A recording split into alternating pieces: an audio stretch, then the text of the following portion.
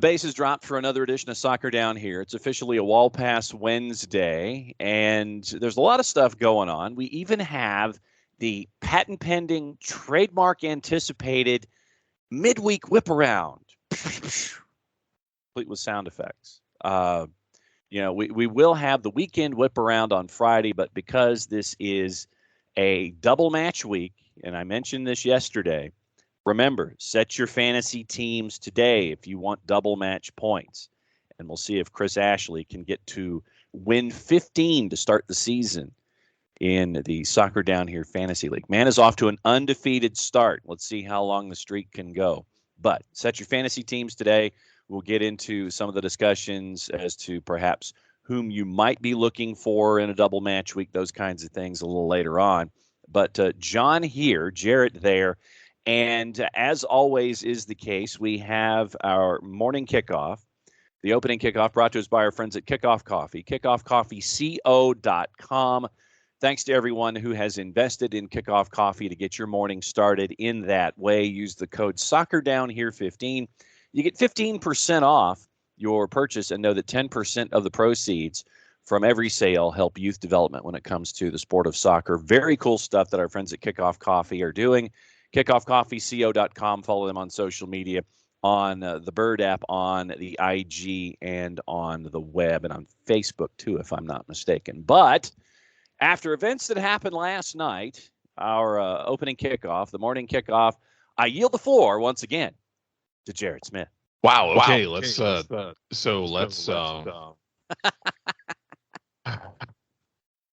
talk about what went down last night with the U20's. It's a big night for the U20's as they pick up a victory, and there's a lot to unpack from this. It's a 2-0 win over Costa Rica. Paxton Aronson with 2 goals, including an early goal. They peppered the hell out of the goal, and they took care of business. He gets a late goal as well in the second half. And there's a lot to unpack here, even before you get to the fact that they had a brawl after the game. And yes. Like I saw people talking about, oh, it's like New York City and Philly. No, this actually had people like throwing punches, I think. It was not great. And especially not great for, the US, because if nothing else, and it seems like everyone's going to come out of this in one piece, thank God, because you win a game like that, don't get in a fight. No. The last thing you need is to have people suspended for your semifinal against Honduras. I'll tell you why. Because you have triggered a few things in the universe because of this. You've qualified for the U20 World Cup. That's great. Now you have that under your belt. That'll be in Indonesia in 2023 for the U20 World Cup. Great job for that. If you beat Honduras, who is hosting the tournament, by the way, that game will be on the 1st in a couple days, you get to go to the 2024 Olympics in Paris. The region's 2 finalists in the CONCACAF U20 Championship reach the Olympics.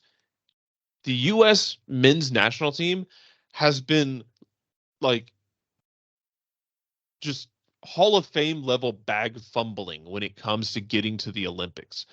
And now you were right there. You're going to go into that feeling like we can take down Honduras, and then we can lock up a spot in the Olympics for the first time since God knows when. And it's great. It'd be great to see them actually get there. As we all remember, leading into the last Olympic Games, U.S. completely, getting to the moment where they could have made it into the Olympics and then just spit the bit. Now you have a chance. So don't get in a fight. I get it. Costa Rica wants to go. Get out of there. Walk away. Find a way to get out of there. Great job by Aronson to get you across the line. Paxton Aronson has been fantastic. But don't get involved in a damn fight when you have more and more high leverage things waiting for you on the other side. Just use your damn brain, please. And then get to the Olympics for the first time since God knows when. And don't screw this up. That's all I have to say to you. Don't screw this up. John.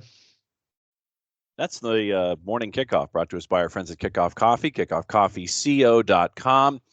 And the video is out there. and you posted it in our production chat when the whistle blew and like the last minute 10, minute 15, 5 seconds of the whistle blowing, players running out onto the field, and then it looked like an episode of Mortal Kombat at points out there. I mean, there were players for Costa Rica who decided to try and deliver blindside crane kicks to players' backs for the U.S. men's national team, and it was not a pretty sight.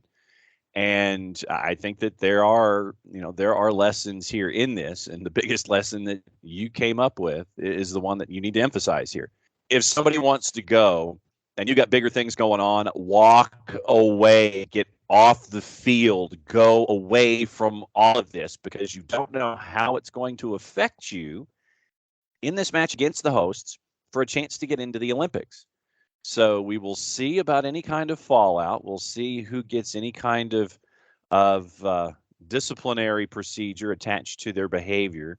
But it was chaos, and I mean, it got nasty at points with this fight. But like I said, it's out there on social media, and especially on the Bird app for the broadcasters that aired it. Man, Jarrett, this was nasty and a half to finish up a match. But I think that you're square. You're right on. Focus on the larger picture. Don't get drawn into what you were drawn into in a situation like last night. That was absolute madness at points. Yeah, you just can't get sucked into a fight. And look, if Costa Rica wants to rumble, that's Costa Rica's thing. And I mean, I don't know. I didn't get to see the whole match, so I don't know if there's something USA was nipping at them and kind of getting the fuse lit during the game. It might have been the case. Stuff might have just been boiling over during the game, and after the game, everybody just let loose with the emotion. It's completely possible that's what happened. I need to go back and watch the rest of the game itself to get a better idea of it. But yeah, when that situation, like, of course you don't want to just turn your back and casually walk off the field and leave yourself unprotected from harm, but you got to get out of there. Like that's if you were on the bench, you need to be grabbing people and dragging them off the field. Like, get in the tunnel, get in your locker room, just get out of there. In that situation, the last thing you need is to have a brouhaha and then somebody gets suspended for the match against Honduras. I'll give you my version of the morning kickoff this morning, and it is one of those random topics that sometimes just pops into your head. Computers. Go ahead and raise your hand if you have one, and I'm specifically talking about laptops. For the record, this week, the boss and I and the Rowdy Dog, we are up in the mountains, and I am doing all of my segments this week from Blue Ridge. Because it's the summer and you get like that 1 week window where you can sit there and go, yeah, okay, I think we can wedge in some time away from the big city, and so we came up north. And what we've been doing this week with Jason feeling a little under the weather, and hope that he feels better soon, we've been taping these shows, and I'm in a house that has multiple levels, and it has the one internet signal and things like that. So I'm trying to get my laptop up and running this morning. And I know this will surprise virtually none of you, but trying to do so in a timely fashion so we can get the show done, get the show edited, and get the show out to you, faithful listener, turned out to be a bit of an issue. And you get that. You get the beach ball of doom, or you get the circle of doom if it's not a beach ball based computer system. And I got the blue circle of doom. I literally got the blue circle of doom for a good 12 to 15 minutes. And Jarrett was incredibly patient in trying to juggle all of the things that he's doing on a daily basis, waiting for my computer to figure out what it wanted to do this morning. So I wagged my finger at you, laptop, for being mischievous, so I had to cold boot you. I literally had to turn it off. Once again, raise your hand if you've had to go through this kind of thing at the most inopportune moment. Had to do that this morning. So inopportune moments, once again, raising their heads when it comes to computers and having them behave. And I know all of you are sitting there and looking at it and going, yeah, that's about right. That's about par for Nelson. So good work for you this morning, sir. But hey, we got everything rolling. And so let's get into what I wanted to get into as a part of all of our stuff this morning. I know some folks have given early thoughts about United and Red Bulls. I know Shiva's looking for a point. She'd love 3, but she'd love a point. And Chris Hutchison is not all that optimistic, especially after staring at LAFC beating Red Bulls on the weekend. But we'll get into more of that tomorrow as we get that much closer to Red Bulls and Atlanta United. But it is time for the Midweek Whiparound. Midweek Whiparound. Exactly, yes. So yeah, we don't have a... Jason's not here to tell us what we can't do. Correct. And so this, once again, we have referred to this as the caddies at Bushwood. This is the caddies at the Bushwood pool with Jarrett there and John here this week. So what we're going to do is we're going to try to do the whip around segment that we traditionally do on Fridays in a double match week, because there are 7 matches tonight in Major League Soccer. And after we go through the midweek whip around, we'll go into news of the world and all that kind of stuff to get you off and running for what you can look at today and all the news that you can keep an eye on. Jordan Peacock in the news, and so we'll mention that as well. But when it comes to the action in Major League Soccer tonight that is outside of the Open Cup, and we can get into that briefly as well. We got into it a little bit yesterday. The 2s are in action, so we've got some stuff in USL Championship to talk about. So there's plenty to play with for your viewing pleasures tonight, and it's going to be fun across the board. So make sure that all of your batteries are charged and everything is good to go when it comes to your soccer viewing all day long. So we'll start off with action at 7:30. FC Cincinnati and NYC. Your juice boxes right now. FC Cincinnati, and this is once again courtesy of our friends in the Composite Odds portal. FC Cincinnati at home at TQL is a plus 234 at 7:30. Your draw is a plus 267. NYC is a plus 104. And this is where Jason will sit there and he will look at all of the fun facts that are attached to this particular matchup, 7:30 at TQL. New York City has won all 6 of its matches against FC Cincinnati in MLS play, scoring at least 2 goals in every match. NYC has scored at least 4 times in 4 of the 6 games, including a pair of 5-goal performances. Those of you who are setting your fantasy lineups might want to act accordingly. FC Cincinnati's win over Orlando on Friday was its 7th victory this season, setting a new club record for wins in a season, surpassing the 6 wins the club had in its inaugural 2019 season. With 23 points, Cincinnati is 1 point away from equaling the club single-season points record of 24, also set in 2019. And how many games into the season are we right now? Correct. NYCFC lost 2-1 at Philadelphia Union on Sunday, ending a 9-match unbeaten run where it was 7 wins and 2 draws. The deciding goal was scored in the 96th minute, the latest winning goal NYCFC have ever allowed in Major League Soccer. And a note for those of you who are looking at FC Cincinnati, Brenner ended a 12-match scoreless streak on Friday, scoring the game's only goal in Cincinnati's 1-0 win over Orlando City. He managed just 6 shots on target over his 12-match scoreless run dating back to October. So those are your notes when it comes to what you need to know for FC Cincinnati and NYC. Jarrett, does this sway you in any way toward FC Cincinnati at all? I don't know how I feel about this game, honestly, because it's Cincinnati feels like they might be for real. I don't know what for real means in the world of FC Cincinnati, but it's going to be interesting to see how it shakes. New York City, they lose their minds against Red Bulls in the Open Cup. They lose the tough, weird game in Philadelphia. It kind of feels like reactionary wise, my knee jerk is, this is New York's chance to just pummel someone, but Cincinnati can be tricky. So I'm leaning New York City on this, but Cincinnati can be a tricky out nowadays. I will go with New York City. I think that they're going to try to push as much as humanly possible here. The plus 104 seems about right to me. Although, I will say this once again, I'm going to sit on the fence on this one. I know this will shock you.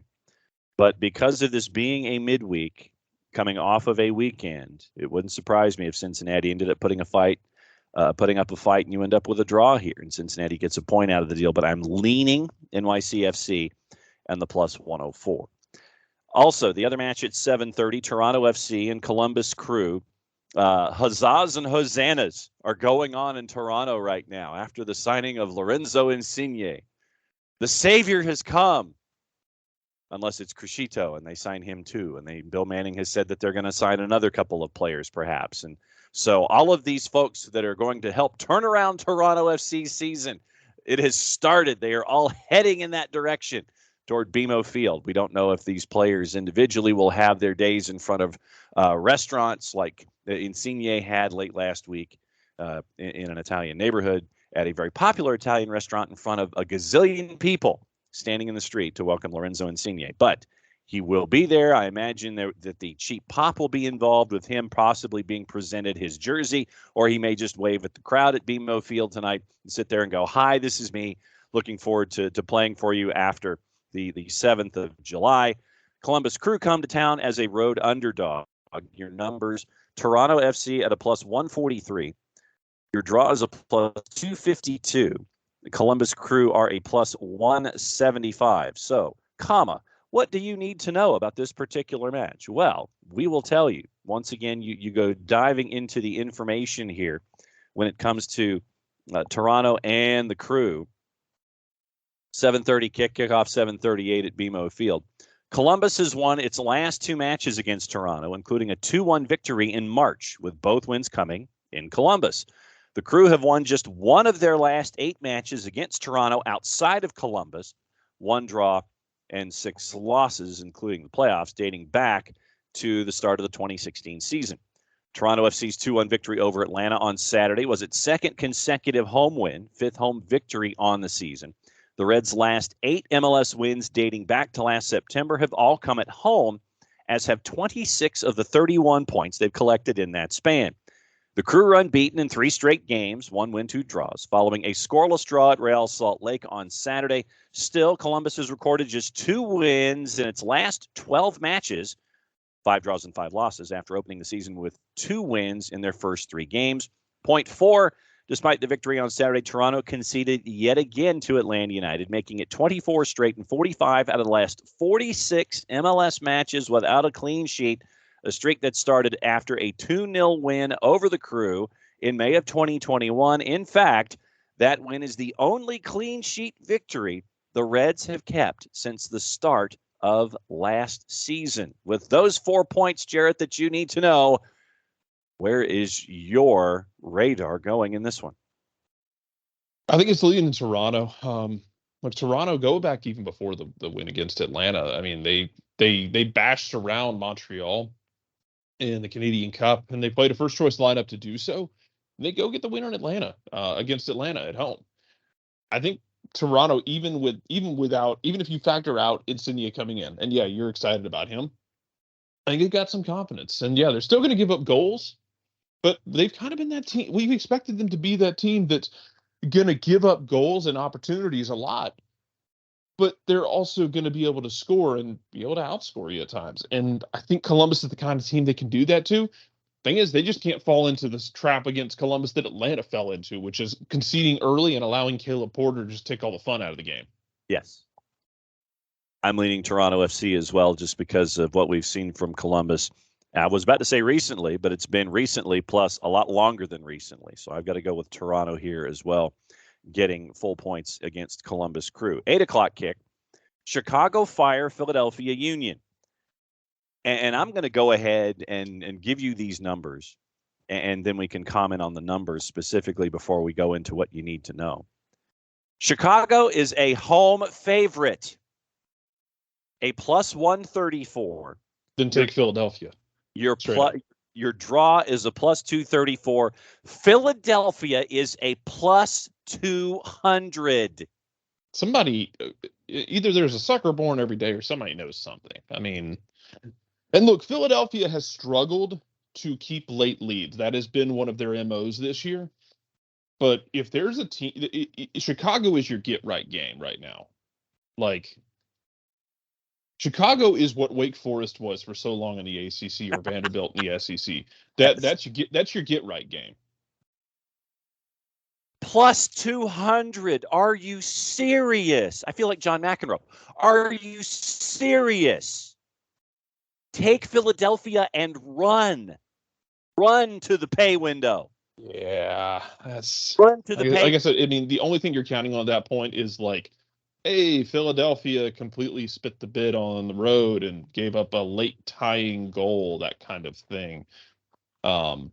That's the only thing I can think of that would make it work in that instance. But yeah, give me Philadelphia. It's a plus 200. Who started these numbers in the first place? A plus 200. Oh, goodness gracious. What you need to know. WYNTK, I guess, is the hashtag. What you need to know. The Union have lost only one of their last 8 matches against the Fire. 5 wins, 2 draws, going back to the start of the 2018 season.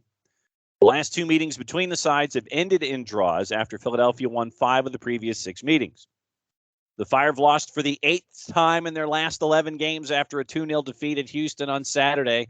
1 win, 2 draws. Since the start of April, Chicago has collected just 6 points and won just 1 match, both fewest in the MLS in that time.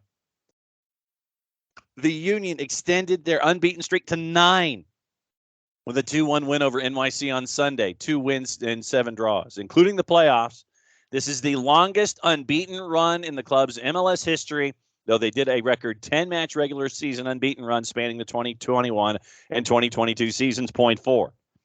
Big Shaq, Xherdan Shaqiri, missed Saturday's defeat to Houston, the 4th match he's missed for Chicago this year. The Fire have scored a total of 1 goal in the 4 games without Shaqiri this season. Take Philly. Plus 200, people. I'm stunned and unless somebody knows something we don't. Are Union 2 playing in this one? Is Jim Curtin just going to do fire wagon change and just play the kids? Can't imagine he would. That's kind of what it makes you think, though, when you see numbers like that. But yeah, just take the Union and don't overthink it. Oh goodness. So we'll keep an eye on that one tonight. Match 4, and we have a lot of MLS after dark here in the midweek. Or for the midweek. 10 o'clock. Seattle and CF Montreal. Minus 133. Your draws a plus 277. CF Montreal, soon to be Impact again, is basically a plus 350. So let's go into what you need to know in this one. And what you need to know is that computers are locking up again. And so it's a fantastic thing down here in the catacombs in Blue Ridge as you're trying to get all of your information squared away. You click a caret, and the computer looks at you and goes, nah, don't want to do it right now. Now it finally has. So let's get into our facts of what you need to know. Hashtag WYNTK. What do you need to know in this one? CF Montreal has won 5 of its 8 all-time matches against the Sounders in Major League Soccer. 1 draw, 2 losses. Montreal is the only team to win more than half of its games against the Sounders among teams Seattle has played more than 5 times. Sounders have won 5 of their last 7 matches with 1 draw and a loss. Following the 3-0 victory over Sporting Kansas City on Saturday, the club's 3rd clean sheet in its last 6 games. Seattle hasn't kept consecutive clean sheets in Major League Soccer play in over a year since May of 2021, shutout wins over San Jose and LAFC.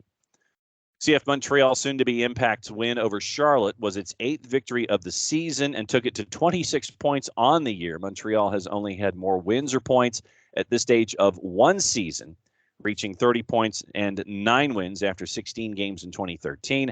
Alex and Christian Roldan each earned an assist on Will Bruin's opening goal against Sporting on Saturday. They became the 3rd pair of brothers to record an assist on the same goal. Jarrett, can you name the other 2 sets of brothers?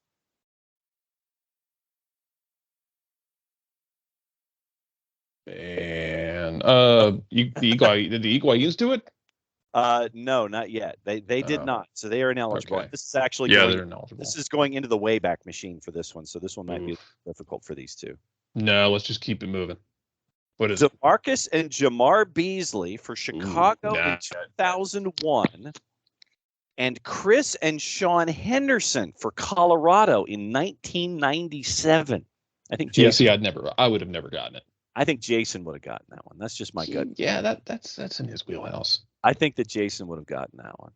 But I got to go with Seattle here. Long road trip going from one end of the world to the other in the midweek. I've got to go with Seattle here at that minus 133. Yeah, I'm with you. And like you said, I mean, it's after dark. Things can get weird.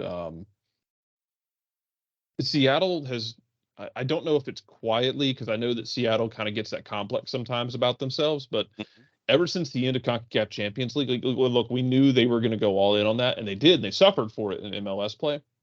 Ever since then, Seattle's just been kind of like rising up pretty solidly. They have, they have 23 points. They're in 7th place. They're in a playoff spot. Yeah. Got the chance to focus on one league after finishing up with the other. We knew that they would climb. And yep.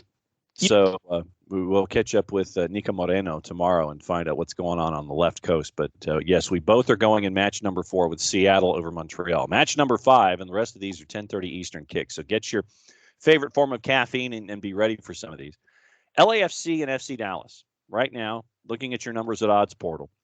LAFC is a minus 156. Your draw is a plus 312, and FC Dallas in the composite is a plus 388. So when we look back at what you need to know when it comes to WYNTK, what you need to know in this one with LAFC and Dallas. Remember, LAFC's coming in from their game in the midweek. So 10:30, 10:45 kick. This one's on FS1 and Fox Deportes. So FS1 is going to do their elongated yet truncated pregame show. Not the 25-minute one, but the 15-minute one. So 10:45 on FS1, LAFC and Dallas. Here's what you need to know. LAFC has won 3 of its last 4 matches against FC Dallas with 1 draw, dating back to 2019, including a 3-2 victory in Dallas last October. Cristian Chicho Arango, scored all 3 goals for LAFC in that match, his only MLS hat trick to date. LAFC has 33 points after 16 matches following the 2-0 win over Red Bulls on Sunday. It marked the 34th straight regular season home match in which LAFC has scored, equaling the 4th longest streak in MLS history, Real Salt Lake going from 2017 to 2019, 0.3. FC Dallas has just 1 win in its last 5 matches, 3 losses and a draw, following the 2-2 draw with Austin on Saturday. They did have a 2-0 lead in that one, but then Austin came storming back for the point. Dallas has conceded 9 goals in those last 5 MLS matches after allowing just 8 goals in their first 11 games of the season, where they won 6, drew 4, and had only 1 loss. LAFC has scored both of its goals against Red Bulls in the second half on Sunday, taking its total to a league-high 22 after halftime. LAFC has conceded just 3 second-half goals, a league low. Jarrett Smith, what is your vibe telling you about life at the bank tonight? I think life at the bank will keep being black and gold. Look, Dallas is kind of hitting that regression phase with giving up goals. LAFC will continue to do LAFC-related things. I think LAFC gets this taken care of. They leaned on Red Bulls a lot in that game of the weekend, and eventually Red Bulls yielded. I mean, yeah, Red Bulls has the stoppage of play with their keeper getting a bit banged up. Mm-hmm. And what was interesting about that to me is a lot of times when you see that happen, the team that has momentum ends up losing momentum, and the game kind of slows back down and evens back out. Instead, LAFC scored 2 goals in like 4 minutes. Yep. I think they keep doing what they have been doing in this instance.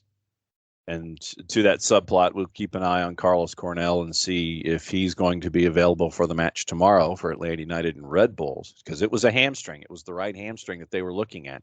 And then LAFC scores twice in quick succession to get that 2-0 win. Does Ryan Mara get the start in the midweek as they keep an eye on Carlos Cornell? We'll keep an eye on that going forward. So I'm with you, LAFC, and quoting their play-by-play announcer, will LAFC get full points tonight? Yes! At least that's what I think. That was my very poor Max Bretos impression.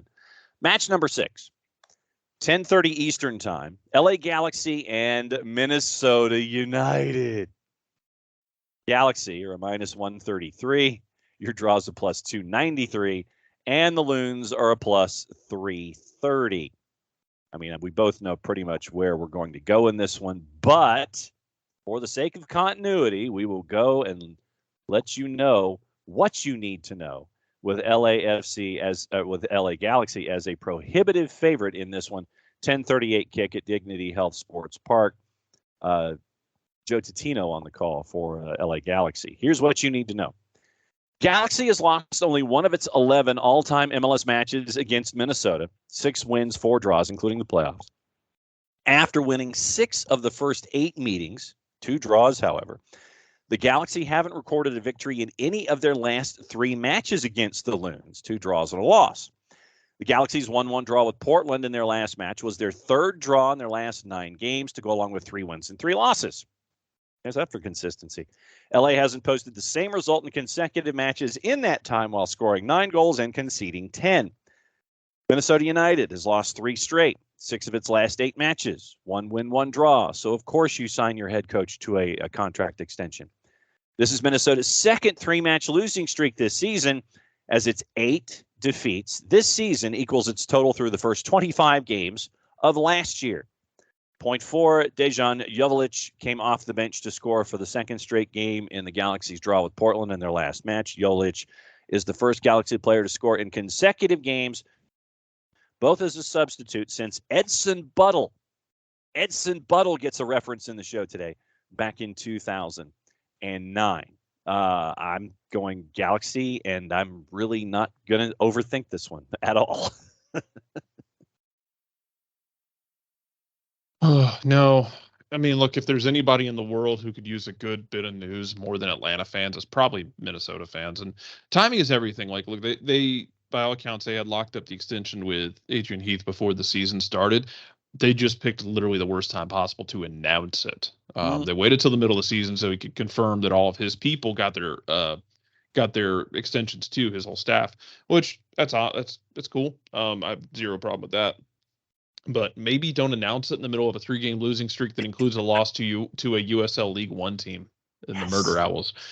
Maybe pick a better time to announce that sort of thing. And then you have a game where you look like you're actually having a nice little bounce back performance against a good Miami team. And then you let Indiana Vassilev score 2 goals in the last 10 minutes to turn the result around on you. Go Burrow. Indiana Vassilev. So, yeah, Galaxy to -133. This could be a long night for Minnesota United. We'll keep an eye on that one. Match number 7, 10:30, Portland hosting Houston. Your numbers, Portland is a -139. Your draw is a +288.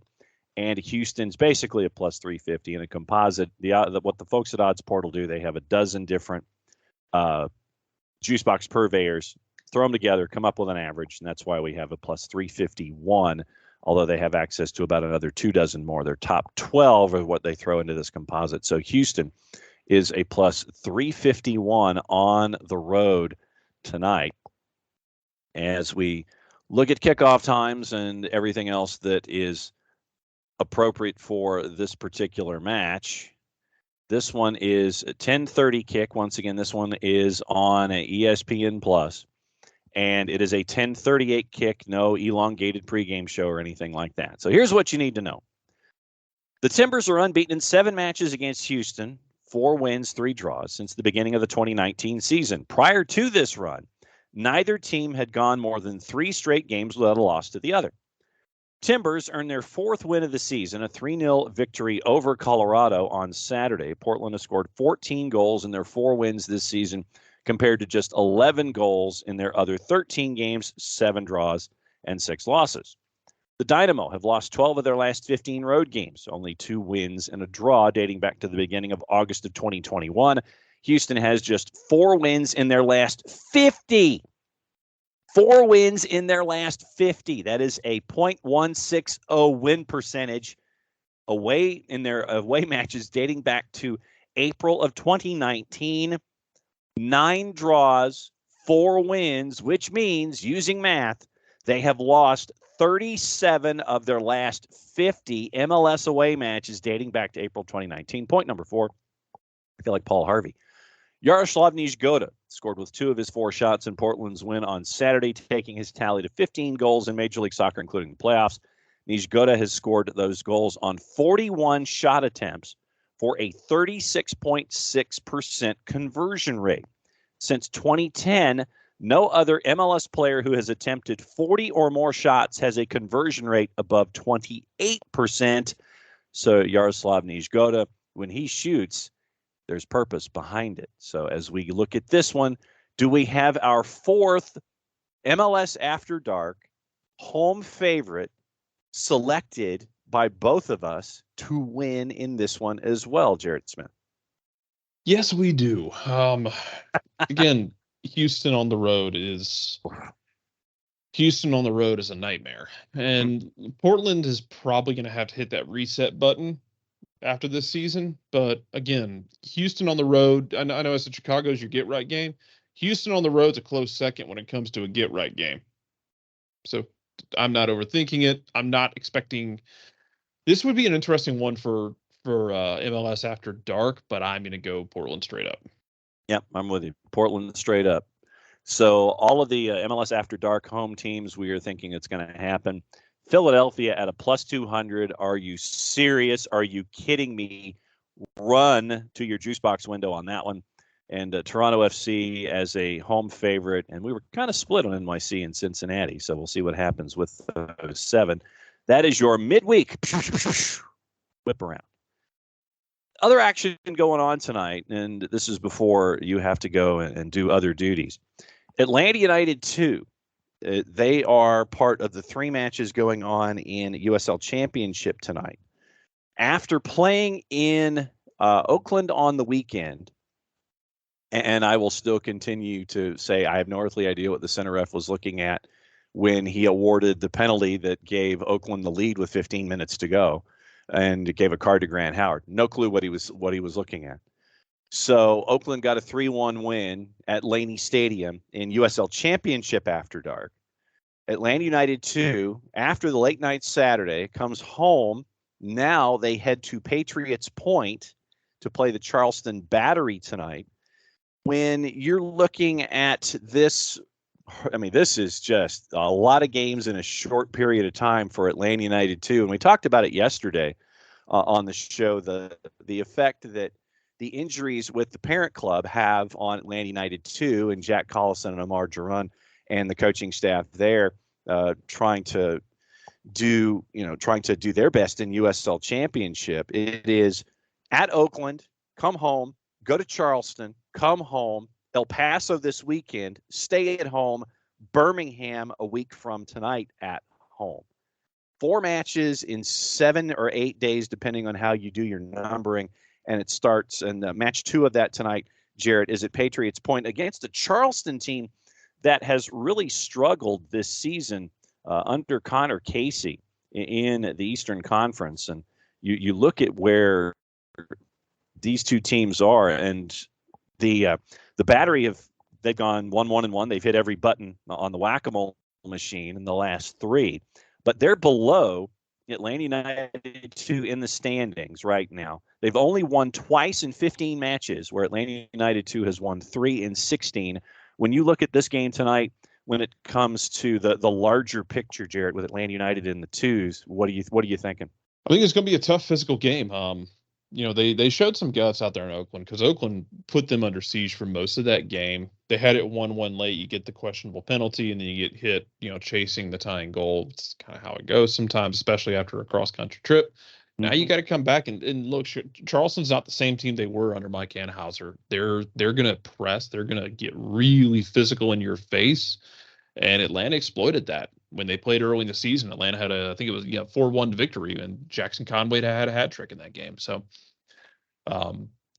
if you can execute and show that bravery playing out and playing through them, they were able to pick apart Charleston at times, even when you get the red card. Atlanta had started finding gaps in that Charleston line. So I want to see if they're able to continue to exploit it. Also on the board, just as an FYI, their opponent on the weekend, El Paso Locomotive, have to travel to Edinburgh, Texas, to take on Rio Grande Valley tonight. RGV at 8:30 for those of you who can catch these on ESPN+. Atlanta United 2 and Charleston's at 7:30 on the Plus.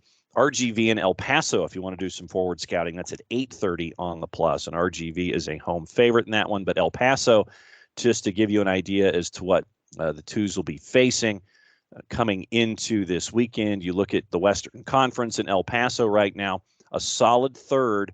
They've played the most matches in the Western Conference, but El Paso Locomotive, 8 wins, 4 draws, 6 losses after a bit of a rough start. But they have really turned it around. So they are right now third in the Western Conference, but they've got to go to RGV tonight. And we'll keep an eye on that one as we get ready for action at the Fraction on the weekend. Jarrett, before you go, what else is on your mind here in the midweek on a Wall Pass Wednesday? We have U.S. Open Cup tonight, Nashville and Orlando. Winner gets Red Bulls in the semifinal. That's at 7 o'clock. Should be just a really weird game. Orlando is a completely unpredictable team.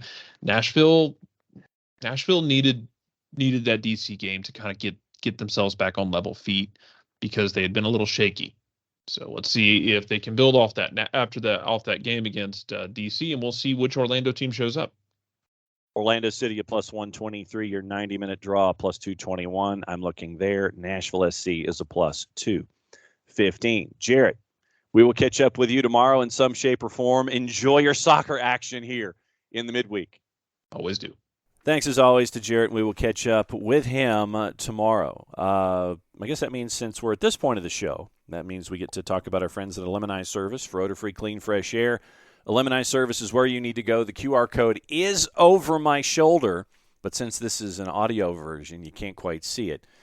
But it does exist. The billboard is over my shoulder, as it traditionally is, for odor-free, clean, fresh air, deodorizing enclosed spaces like houses, apartments, and condos. Eliminize Service has created a customized solution that eliminizes all organic odors, including those like pets, cigarettes, and food. Realtors and property managers use Eliminize Service to eliminate bad odors to help them sell or rent their homes that much faster. It's a turnkey process that makes it easy to work with realtors and property managers. Kind to the environment. We like that these days, offering a green way to get rid of odors without any kind of toxic residue whatsoever. Different than our favorite masking agents that we have under the sink of choice, because when you come from underneath that sink, you draw out that masking agent, you spray it in the air. That's why they call it a masking agent. It's masking the odors. It's not attacking the odor all the way down to the molecule, as the proven scientific formula that our friends at Eliminize have come up with does on a daily basis. Pricing very, very easy, one of two ways, either by cubic feet or parts per million to come up with a price that is affordable for you, offering results in 24 hours or less. If you have any questions whatsoever about Eliminize Service, here's what you do. You go to their website, go to eliminize.com, but do us a favor. After the .com, go /Atlanta so they know what part of the world that you are contacting them from. So your full homework assignment, ELIMINIZE.com/Atlanta, eliminize.com/Atlanta. For odor-free, clean, fresh air, Eliminize Service, proud sponsors of everything SDH. And as I was cutting the promo, we get news from Toronto FC that we've been talking about over the last couple of days. It is officially official. Toronto FC has announced that they have signed Italian international defender Domenico Criscito using TAM through 2023. Criscito will occupy an international roster slot and will join the club pending receipt of his international transfer certificate, quoting Bill Manning. Mimo is a player who will add valuable veteran presence to our team. He's played in a number of important games for his club and country in his career, has been a captain at Genoa. We're excited he'll be joining our club, end quote. Criscito, who is 35, will join Toronto FC after spending the last 15 seasons split between Genoa and Zenit. Say that 10 times fast. Genoa and Zenit, where he made a combined 498 appearances, scoring 50 goals across all competitions.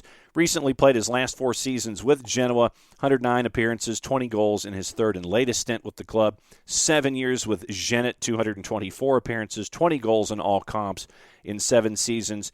He won 3 titles, including the Russian Premier League, the Russian Cup, and the Russian Super Cup.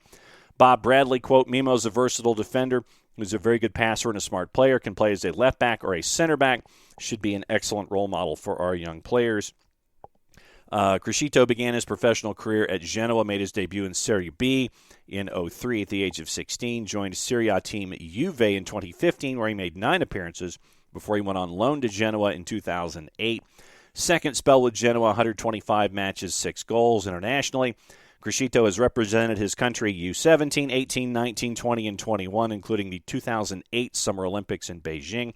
Made his debut for the senior team in a friendly against Switzerland back in 2009. 26 appearances in international competitions, including World Cup qualifiers, the 2010 World Cup, European Championship qualifying, and UEFA Nations League. So the long-awaited and probably understood signing of Crescito now officially with Toronto FC. So Crescito joins Insigne as a part of the folks that Bill Manning wants to bring in to try to turn things around. Manning said he is not done. Yesterday he said it could be another couple of players that will be working their way in to try to get Toronto FC pushing to a playoff spot. So we'll see how these transactions happen. But Crescito is now a part of what is going on with Toronto FC. Looking at things internationally, we do that. We'll go in the papers, and we do not look at things with the 3-letter paper or the 4-letter paper, but we will see what's going on with the papers before we get into the transfer news of the day. Looking at, once again, we're staying away from the 3 and the 4-letter papers because there's some stuff. But there is one story that I do want to look at. We've been talking about it over the last couple of days, and it has to do with Derby. And Derby County are now facing the prospect of another points deduction in League One as a potential punishment for the alleged illegal payment of player wages. We'll keep an eye on that one as we go forward. Daily Mirror says Brighton's Zach Sturge has attracted interest from multiple clubs across the Premier League and the Bundesliga ahead of an expected summer switch. Mauricio Pochettino's exit from PSG has been held up over the terms of his payout. The two parties are close to an agreement. The club is offering a package that totals €15 million, £12.8 million. So we'll keep an eye on that number and see how much longer Mauricio Pochettino is part and parcel to everything at PSG before he moves on.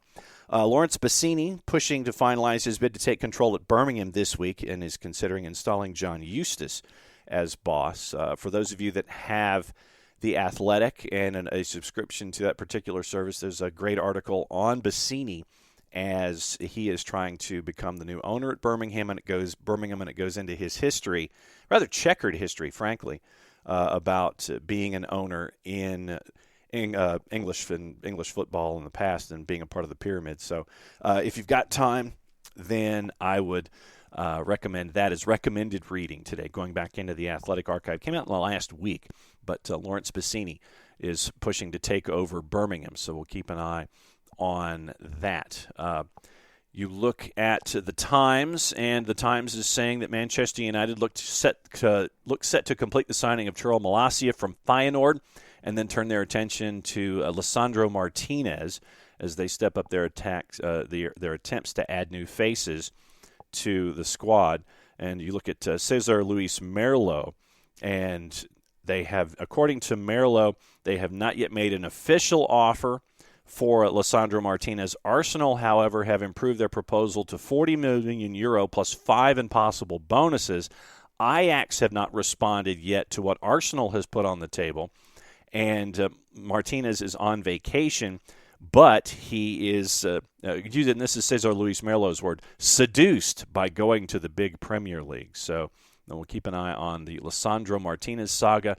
Tyrell Malacia from Feyenoord, that one looks like it's in the mid-teens, low teens, like 13 million pounds was the number that I've initially seen about getting him from Feyenoord and having him work his way over to Manchester United. From the Telegraph, Tottenham are offering Steven Bergwijn as a key part of the proposed deal with Everton for Richarlison, with an additional balance of 20 million pounds to the club. And if you have a subscription to the Telegraph, Matt Law has a deep dive into the Kaminsky family, who is trying to take over as the new owners of Everton before the friendly in Minneapolis. And so there's a deep dive. Once again, that is requested reading number 2 if you have the time. The Bassini article from The Athletic, Matt Law on the Kaminskys as they tried to take over Everton. That's over at the Telegraph. Also on the board, the agency representing Wayne Rooney has defended their decision to secretly pay off staff and player wages at Derby as a part of a bridging loan for Chris Kirchner. So there's the back and forth that we're going to be seeing when it comes to the discussions there at Derby County. From The Athletic, Burnley are close to completing the signings of two Manchester City defenders, C.J. Egan-Riley and Taylor Harwood-Bellis. Newcastle have been granted planning permission to upgrade their Benton training ground this summer, and a couple of other things from Scottish papers. Former Hib star Martin Boyle, no plans to quit Al Faisali despite their relegation from Saudi Arabian top flight. The news continues with Josip Juranovic, pole position to be Croatia's first pick at right back in the 2022 World Cup Finals. Rangers striker Rory Wilson is undergoing his medical for Aston Villa. Now going into all of the transfer news that we're getting into that involves Rafinha. Once again, the continuing saga. At least we've moved on from Sven Botman. It's now Rafinha that seems to be the center of everything. Tottenham are in talks over a loan deal for Barcelona's Clément Lenglet, but he is not their only center-back target. A move to Spurs has been described as the French international's most likely destination by a source close to the negotiations if he is to leave the Camp Nou. However, an agreement is not yet close, and Lenglet is not the only center-back Spurs are making inquiries about. Managing Director of Football Fabio Paratici wants to line up a couple of deals simultaneously before choosing the best option. Villarreal's Pau Torres, Inter Milan's Bastoni, RB Leipzig's Josko Vardiol are also targets as well. You look at some of the other news going on. It looks like Rafinha is now in the Chelsea sweepstakes. So Chelsea are now in talks for Rafinha. So let's see if we can figure out who has been attracted to Rafinha and signing him. Arsenal, Barca, Spurs, and now Chelsea. So Rafinha now has 4 suitors that are chasing after him. And it was 17 goals in 65 Premier League appearances for Rafinha. So you're looking at Chelsea now in pole position, according to Nick Wright at Sky. Chelsea ready to pay in the excess of £50 million to secure what Wright is saying is one of the most exciting signings of the summer. 12 assists in addition to the 17 goals. He was a talisman, a true talisman under both Bielsa and Jesse Marsch. And so what happens with Rafinha? That is now the big focus with all the targets going on right now in the Premier League. So we'll keep an eye on Rafinha and where he goes. But it looks like Chelsea has now worked their way to be the favorite in chasing after Rafinha. And we'll see who ends up getting Rafinha. Does Chelsea making a rush to Leeds to sit there and go, yeah, we want him and we'll work on it right now? Does that get it in the door and send Rafinha to Chelsea from Leeds United?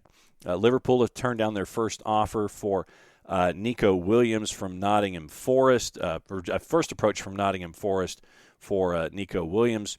Brentford have signed Paul Dickov's son Max, a former Manchester City striker, on a free transfer. He was playing in Stockport Town in the minor leagues, and so they've added him for the 2022-23 campaign, and so it'll be interesting to see how that goes. We mentioned Lisandro Martinez. Arsenal's bid is in the neighborhood of $34 million, so everybody seems to be right there in the neighborhood for that particular signing. That one will be interesting as well. You look at all of the other players. It looks like, once again, we thought that the Gabriel Jesus saga was over. It apparently is not. He's had the medical. It's now being regarded as close to completing the £45 million move to Arsenal from Manchester City. He's had his medical, finalizing personal terms. So, once again, an official announcement on the deal is expected. Say it with me. Soon. Southampton made contact with Manchester City and talks about a deal for Romeo Lavia, the 18-year-old holding mid. Highly rated by City, but they understand any potential move to Southampton would be good for his career. You're looking at a fee for the 18-year-old from Manchester City to be from around £10 million rising up to £12 million. And one other note from Derek Ray before we go has to do with Jordan Pefok. And it was an interesting piece of news that it looks like Union Berlin is chasing after Jordan Pefok. And the numbers that are attached, I want to get this right with the particular numbers here. When it comes to what we're looking at from Pefok, likely move from Young Boys to FC Union Berlin, medical check tomorrow, 4-year deal, €6 million transfer, which can rise to $8 million with bonuses. So that's what you're looking at for Jordan Pefok to make his way possibly to Union Berlin. Also from Derek Ray, Bild is reporting Wolfsburg's American prospect Kevin Paredes is already missing the fact that John Brooks has left the club. Quote, Jay was like a brother to me. He took me everywhere and helped me with everything away from the pitch. So there's an article in Bild about Kevin Paredes and his adjustment to playing at Wolfsburg. Update from Derek Ray as well. Christopher Julien is already there undergoing an athletic exam independent of an actual medical check, which could be performed later today. Still some conversations to take place ahead of a possible signing for Schalke. Julien has already decided in favor of Schalke over Rennes or Lorient. Prior experience in Germany with Freiburg, but only has made one Bundesliga app. Schalke is in need of defensive help with Ko Itakura gone. Malik Thial likely to leave for significant dollars. So we'll keep an eye on all of that as well. One last thing before we go. We mentioned it with Jarrett before he left us this morning. It's a double fantasy week. So once again, reminder, set your lineups today unless you just want clubs that are playing the single match on the weekend. And once again, courtesy of our friends at the Jason Wright Agency, Week 16. It is what Jason refers to as a weird double game week. And Patrick Smith has come in and has put together the list for fantasy options for Week 16, the lock, the consider, and the value. You're looking in the lock section for defenders, Bill Tuiloma. He's calling Bill Tuiloma a lock with matches against Houston and Nashville, 7% owned. Portland seemed to be finding their form. Tuiloma has been very involved in this, not only defending but offensive contributions as well. Matchups this week could be better for certain chances, but he still expects for clean sheet chances, but still expects good returns. Lock in the midfield and forward, Paul Arriola at $11.1 million, only 6% owned at LAFC and against Miami. So Arriola's been on a tear, 7 goals and an assist in his last 8. Consider both NYC players. Alexander Callens on defense at 11.7, only 9% owned. Their match in the midweek is at Cincinnati before the match against Atlanta United.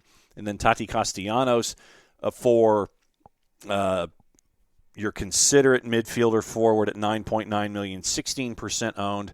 Value selections for Patrick here on a fantasy in Week 16. Alex Roldan at 6.8 as they go up against Montreal and they're at Toronto. 10% owned for Alex Roldan. Value options still producing good fantasy returns, so he's still his value pick in the category. 2 good matchups this round. He could have been his lock pick if the price wasn't still so low. Value pick in midfield and forward. Sebastian Blanco, $7.2 million against Houston and Nashville. Only 3% owned. Portland finding their form, according to Patrick, has a goal and an assist in their last 2 games. Could be starting midfielder for your team or a bench play as part of an auto-roo if you choose. So he's at Patrick N. Smith 82, the Jason Wright Agency, at Jason Wright with a W-A-G-E-N on Twitter. Follow along there and go to the Jason Wright Agency on Facebook as well for all your info that you need when it comes to fantasy. So that is your Wall Pass Wednesday. That's your midweek whip around with the 7 matches tonight. It is all those matches, 4 of them after dark in Major League Soccer. Atlanta United 2 playing at 7:30 tonight against the Charleston Battery at Patriots Point. That one's on ESPN+. So keep an eye on the 2s as well as they get ready for their matchup against El Paso on the weekend with your action at the Fraction.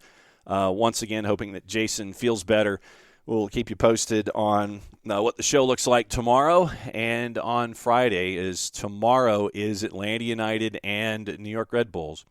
One of the two matches that are going on your Thursday. I don't know how much of a whip around you'll have with only one other match involving Charlotte and I think Austin, if I'm not mistaken. So we'll keep an eye on that. We will review what happened with all of the matchups today, tomorrow on the show. We'll get you ready for your Thursday, get you ready for Atlanta United Red Bulls, and get you moving forward. We'll catch up with Nico Moreno in some form or fashion. Thursday will be Thursday. Thanks for hanging out with us, as you always do here at SDH. Enjoy your day. Enjoy your Wall Pass Wednesday, everybody. Play it safe. We'll see you tomorrow. Mucha plata, y'all.